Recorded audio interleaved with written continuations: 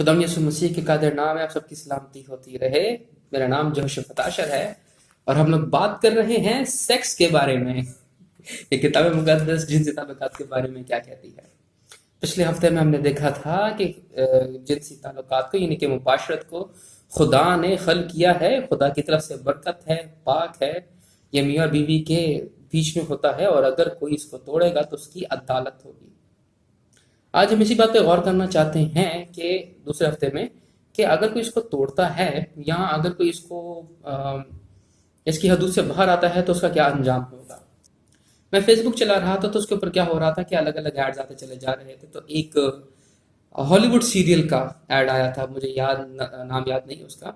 तो उसके अंदर एक लड़की का और लड़के का इसलिए मजाक बनाया जा रहा होता है क्योंकि उन्होंने जिंदगी में किसी को भी चूमा नहीं है, लिप से किस नहीं की है। इस बात पे मजाक बनाया जा रहा है।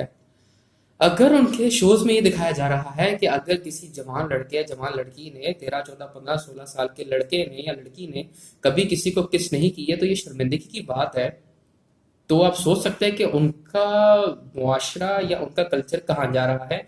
अफसोस की बात यह है कि यहाँ पर भी बहुत ज्यादा देखा जाता है और लोग ये समझते हैं कि हाँ एक एज है जब तक हमें सेक्सुअल एक्सपीरियंस कर लेना चाहिए, मुबाशरत का एक्सपीरियंस कर लेना चाहिए बातों में या किसिंग के थ्रू या किसी न किसी तरह से। इनफैक्ट मेरा एक दोस्त था, वो बता रहा था कि लड़कियां अपने शायद बदन शेयर ना करें लेकिन कॉलेज यूनिवर्सिटीज में वो लोग लड़कों के साथ खुली बातें कर रही होती हैं, अपने पीरियड्स के बारे में लड़के बात कर रहे होते हैं, मास्टरबेशन के बारे में। ऑल राइट, तो ठीक है, periods is a natural thing और इसको समझना चाहिए, लेकिन इस तरह से बताना, ये करना और लड़के मास्टरबेशन के बारे में बात कर रहे हैं विच इज एक्चुअली रॉन्ग। सो कहाँ जा रहा है हमारा कल्चर। मुश्तजनी मास्टरबेशन अगर आपको नहीं पता तो जो अपने हाथ से ही अपने आप को जिनसी तौर पर सेटिस्फाई कर लेते हैं, मुतमईन कर लेते हैं, जिनको नहीं पता। क्योंकि मैं हैरान हूं कितने सारे लोग करते हैं लेकिन किसी को पता नहीं है कि मुश्तजनी होती क्या है। Very surprising. सो ये सारी थिंकिंग पे अफेक्ट करता है और लोग सोचते हैं कि इट्स ओके अगर हम एक एज तक पहुंच गए और शादी नहीं की है, अब जरूरी थोड़ी है कि इसका एक्सपीरियंस फिर हम शादी पे ही करें, हम पहले भी एक्सपीरियंस कर सकते हैं क्योंकि आफ्टर ऑल ये एक भूख है। लेकिन खुदा इसके बारे में ऐसा नहीं कहता। खुदा कहता है कि आपको अपना कवारापन संभाल के रखना चाहिए। जिस पहले हवाले पर हम बात करेंगे वो है इस्तिस्ना 22वां बाब उसकी 28वीं 29वीं आयत। वहां पर लिखा हुआ है, अगर किसी आदमी को कोई कवारी लड़की मिल जाए जिसकी निस्बत ना हुई हो और वो उसे पकड़कर उससे सोहबत करे और दोनों पकड़े जाए तो मर्द जिसने उससे सोहबत की हो लड़की के बाप को चांदी की 50 मिसकाल दे और लड़की उसकी बीवी बने क्योंकि उसने उसे बेहुरमत किया और वो उसे अपनी जिंदगी भर तलाक ना देने पाए। अब आप बोल सकते हैं भाई ये क्या बात हो रही है, रेपिस्ट के साथ उसकी शादी करवा दी गई है, ये है वो है वगैरह वगैरह। आपको समझने की जरूरत है कि ये बात कब की हो रही है। बात हो रही है हजारों साल पहले। और हजारों साल पहले इनफैक्ट आज भी हमारे पाकिस्तानी माशरे के कुछ शहरों के अंदर लड़की पूरे तौर से डिपेंडेंट होती है अपने बाप पर, भाइयों पर, बाद अपने शौहर पर। अब अनफॉर्चुनेटली इस जमाने में ऐसा है और उस जमाने में तो ज्यादा होता था। आज अगर आप पाकिस्तान के थोड़े बड़े शहरों में आ जाए तो वहां पर एक सिंगल मदर भी अपने आप को सपोर्ट कर सकती है, काम कर सकती है, जिसकी शादी अगर वर्कआउट ना हुई हो तो वो हस्बैंड से अलहदा होकर काम कर सकती है। और एब्यूजिव हस्बैंड्स को छोड़ देने के मैं बिल्कुल हक में हूँ, तलाक के हक में नहीं हूँ, दैट इज समथिंग एल्स, वो किसी और वक्त देखा जाएगा। लेकिन यस, एब्यूजिव हस्बैंड्स को छोड़ देना चाहिए। और अगर लड़की सेल्फ डिपेंडेंट है तो वो काम कर सकती है। इंडिपेंडेंट जहन से निकल गया था ये वर्ड, लेकिन उस जमाने में ऐसा नहीं था। या तो उसका बाप उसकी केयर करेगा, या तो उसके भाई करेंगे, या तो फिर शादी के बाद उसका शौहर उसकी केयर करेगा। लड़की के लिए, औरत के लिए, खातून के लिए ऐसे मौके मौजूद नहीं थे कि वो खुद को संभाल सके। लिहाजा अब इस लड़की के साथ जबर हो चुका है। अब भाई कितनी देर रखते हैं, भाई पता नहीं है या नहीं है, दूसरा कोई मर्द उसके साथ शादी कर दे तो पता नहीं किस निगाह से उसको देखे, इसलिए उसी के साथ उसकी शादी बने रहे। यहाँ पर बीवी बनने का मतलब ये नहीं है कि उसके हाथ में आ जाए और अब्यूज करता रहे। यहाँ पर बीवी का बनने का मतलब ये है कि वो उसका ख्याल रखे, उसकी जरूरियात पूरी करे और उसको संभाल के रखे।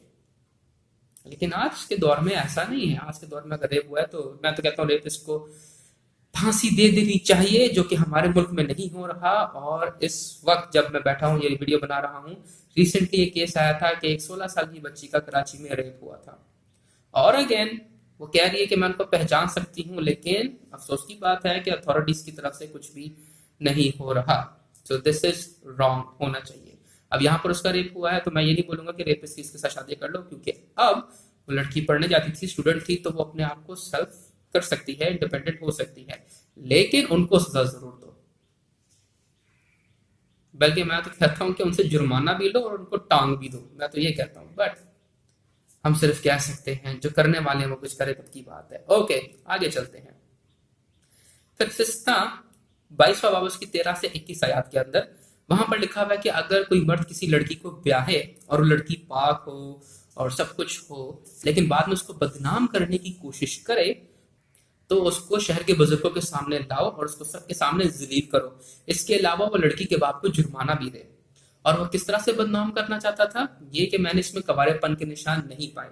और इसका सबूत क्या होता था, शादी की पहली रात की चादर जिसपे लड़की के खून के धब्बे होते थे, वो उसके माँ बाप के पास होती थी, लड़की के माँ बाप के पास। वो कहते थे देखो ये हमारी लड़की की हुर्मत के निशान है जो शादी की पहली रात को मिले, लिहाजा हमारी लड़की पाक है। ये झूठा इल्जाम लगा रहा है, इससे बात प्रूव हो जाएगी। अब मुझे पता है पूरी फौज आने वाली है, वो ये बोलेंगे कि देखें जरूरी नहीं है, लड़की की कभी कभार हाइमन जो है उसका पहले ही फट जाता है, ये होता है वो होता है वगैरह वगैरह वगैरह। वेरी सॉरी टू से, जो बाइबल में लिखा है मैं उसी को मानूंगा। और बहुत सारे लोग क्या कर रहे हैं, बहुत सारे लोग इसको एक्सक्यूज भी निकाल रहे हैं। क्यों? क्योंकि जिन कंट्रीज के अंदर ये थॉट डेवलप हुआ है, उन कंट्रीज के अंदर आप सेक्सुअल परवर्जन का रेट देख लें। बच्चे बच्चे तो सेक्स कर रहे हैं वहां पर, तो उनका हाइमन फटेगा कि नहीं फटेगा ऑब्वियसली, लेकिन आगे जाके उन्होंने ये बताना होता कि नहीं हमने सेक्स नहीं किया। तो टेस्ट कहां से कर लिया? टेस्ट कुछ भी नहीं है, लड़कियों की गवाही पर ये हो रहा है। हाँ, ऐसा हो सकता है कि पैदाइशी तौर पर लड़की के जिस्म में हाइमन मौजूद ना हो, दैट इज समथिंग एल्स। लेकिन अब ये नहीं हो सकता कि वो कोई एक्सरसाइज कर रही है, वो कुछ कर रही है, वो कुछ कर रही है तो उसका हाइमन फट गया। क्यों? याद रखिए जब ये जमाने में लिखा गया था तब लड़कियों को और ज्यादा फिजिकल काम करना पड़ता था, उनको पानी भरने जाना पड़ता था, मटके भर भर के लाने होते थे। मर्द तो काम पे क्या होता था, वहां पर फिजिकल एक्सर्शन ज्यादा था। अभी स्पोर्ट्स करते वक्त मैं आपको एक बात बता दूं, अगर आपने मेरा कवर देखा है तो मैं ताइक्वांडो में ब्लैक बेल्ट हूँ और मैं बहुत सारी खवातीन को जानता हूँ, उनसे मैं आपकी बात भी करवा सकता हूँ। उन्होंने ताइक्वांडो में ब्लैक बेल्ट किया हुआ है, किसी ने 3rd डिग्री 4th डिग्री तक किया हुआ है। जो मार्शल आर्ट्स को जानते हैं वो मेरी बात को समझ रहे हैं, और उनका हाइमन को कुछ नहीं हुआ। तो जो सीधी साधा लड़की है जो साइकिल मुश्किल से चलाती है, उसमें कहाँ से हाइमन फट गया? सो ये जो है ना, बहाने नहीं चलेंगे, जो बात है सो है। मेडिकल रीजंस हो सकते हैं कि हाइमन पैदाइश के दिन, पैदाइश ही के वक्त से मौजूद ना हो, दैट इज समथिंग एल्स, मैं उसकी बात नहीं कर रहा। लेकिन आप ये बोलें कि किसी भी वजह से हाइमन उसका रप्चर हो जाता है, that I can not believe. आगे फिर हम देखते हैं इस्तिस्ना 5:18 और फिर बाद 10:20 के अंदर कि तू जना ना करना, क्योंकि जो जना करेगा वो सजाए मौत के लायक होगा। अपने जहन को बचाए रखना क्यों बहुत जरूरी है? हमारे पास फिर एक कहानी है, दूसरा समूएल 13वां बाब 10 से 19 आयात। यहाँ पर अमनून अपनी सौतेली बहन के साथ जबर कर लेता है। अब उससे रुका नहीं जाता, वो अपनी जिनसी हवस को पूरा कर लेता है। पूरा हवाला पढ़ सकते हैं, मैं नहीं पढ़ूंगा क्योंकि हमारे पास टाइम ज्यादा होता चला जा रहा है। उसके बाद उसका दिल नफरत से भर जाता है। तो उसके दिल में मोहब्बत नहीं थी, उसके दिल में हवस थी। मोहब्बत में और हवस में बहुत फर्क होता है। और यही होता है जब आप शादी से पहले किसी के साथ मुबाशरत कर लेते हैं। आपका जहन, क्योंकि आपने इसको इस हवस को पूरा कर लिया है, उसके बाद बस खत्म, उसके बाद कुछ नहीं बचता। अगर आपने पिछला सबक मेरा सुना हो तो मैं उसके अंदर से बात बता देता हूँ कि मुबाशरत मोहब्बत का इजहार है। ये भी बात की जा रही है, मुबाशरत मोहब्बत का इजहार है। लेकिन अगर शादी से पहले रखा जाए या शादी के बाहर रखा जाए तो ये हवस का इजहार है। लिहाजा आप किस लिए इजहार कर रहे हैं? और यहाँ पर हम नून को देख ले, उसने अपनी हवस का इजहार कर दिया, फिर मोहब्बत थोड़ी थी, हवस का इजहार हो गया, उसके दिल में नफरत पैदा हो गई। अब यहाँ पर आप ये बात बोल सकते हैं कि देखिए मैंने तो आपको बात बता दी कि लड़की के जिस्म में निशान होते हैं, लड़के के जिस्म में कहाँ निशान होते हैं? यस, लड़के के जिस्म में निशान नहीं होते, लेकिन लड़के को एक बहुत बुरी जगह दाग लगता है। और वो है उसका जहन। ये यहाँ पर लड़के के कबारे पर ये निशान है। मुझे अफसोस के साथ बताना पड़ रहा है, लेकिन मेरा एक स्टूडेंट था, बाइबल स्टडी का स्टूडेंट, और उसने शादी से पहले दो औरतों के साथ मुबाशरत कर ली थी। यंग था वो और दो औरतों के साथ उसने मुबाशरत की। अब जहन हो गया गंदा और एक लड़की के साथ उसका रिश्ता हुआ और वो उससे बोल रहा था कि मुझे तुझ पर भरोसा नहीं है कि तू भी पाक है, तू मेरे साथ मुबाशरत कर शादी से पहले, मैं देखूंगा कि तेरा खून निकला है कि नहीं, और उसके बाद मुझे प्रूफ हो जाएगा, वरना मुझे तुझ पर भरोसा नहीं है। शादी से पहले काम किसने किया था? लड़के ने खुद किया था। शक वो किस पे कर रहा है? लड़की पे कर रहा है। और मैंने उससे बोला था, मैंने कहा बात सुन, पहली बात तो ये है, जिस तरह से तूने किया है तेरे साथ भी ऐसा ही होना चाहिए कि तुझे ऐसी ही लड़की मिले जिसने किसी और के साथ मुबाशरत की हुई है, क्योंकि तूने किसी और के साथ मुबाशरत की हुई है। लेकिन उसका जहन गंदा हो चुका है। और मैंने उससे बोला, मैंने कहा ये तेरे लाइफस्टाइल से मैं बिल्कुल भी ठीक नहीं हूँ, तूने इस लड़की के साथ भी बुरा किया है, तूने शादी से पहले हरामकारी कर ली है, आइंदा मैं तुझसे नहीं मिलूंगा और मेरा बिल्कुल दिल नहीं उससे मिलने का। क्योंकि अब क्या किया जाए, मैं उसको मार पीट तो सकता नहीं, जो कि साफ सीधी बात है। But this was strong from his side.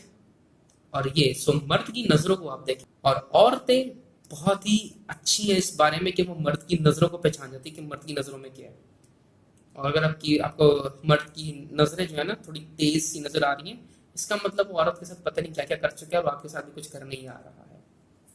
लिहाजा अपना लाइफ पार्टनर ढूंढने से पहले या अपनी बेटी के लिए रिश्ता ढूंढने से पहले मर्द की आंखों को चेक कर ले, सब कुछ पता लग जाता है। और आप में तो नेचुरल एबिलिटी है खवातीन के अंदर ये करने की। तो शादी से पहले जब तुम मुबाशरत करता है औरत को, मैं ये तो बोलूंगा ही नहीं कि औरत के जिस्म में दाग लगता है अगर उसके साथ जबर हुआ है, वो उसके जिस्म में निशान है, खत्म हो जाता है। औरत बिल्कुल पाक होती है क्योंकि उसके साथ जबर हुआ है, ज्यादती हुई है, उसने खुद नहीं किया। हाँ, खुद करती है तो उसके बदन में दाग है। और मर्द अगर जबर करता है या शादी से पहले मुबाशरत करता है तो अपने जहन को गंदा करता है, और यहां से पता चल जाता है कि वो कवारा है या नहीं है। लेकिन बहुत अच्छा है कि आप शादी तक अपने आप को अपने सोच के लिए संभाले रखें। फिर होगा मोहब्बत का इजहार, फिर बदन गंदा नहीं होगा, जहन गंदा नहीं होगा, और आपका जो मुबाशरती अमल है वो भी गंदा नहीं होगा। सब कुछ पाक होगा, खुशी होगी, बरकत होगी। खुदा न सबको पाकीज़गी में जीने का फजल दे। और अगर आपसे गलती खता हो गई तो जरूर खुदा के सामने जाके माफी मांगे, और जिसके साथ आपने बुराई की है उससे भी माफी मांगे। और मैं आपको बोलूंगा कि अगर आप किसी के साथ मुबाशरत कर चुके हैं और अभी आप दोनों की शादी नहीं हुई है तो आप दोनों एक दूसरे के साथ ही शादी करें। ये सोल्यूशन होगा अपनी गलती सुधारने का। अगले लेसन तक के लिए खुदा यीशु मसीह आप सबको अपनी हिफाजत में छुपाए रखे। आमीन।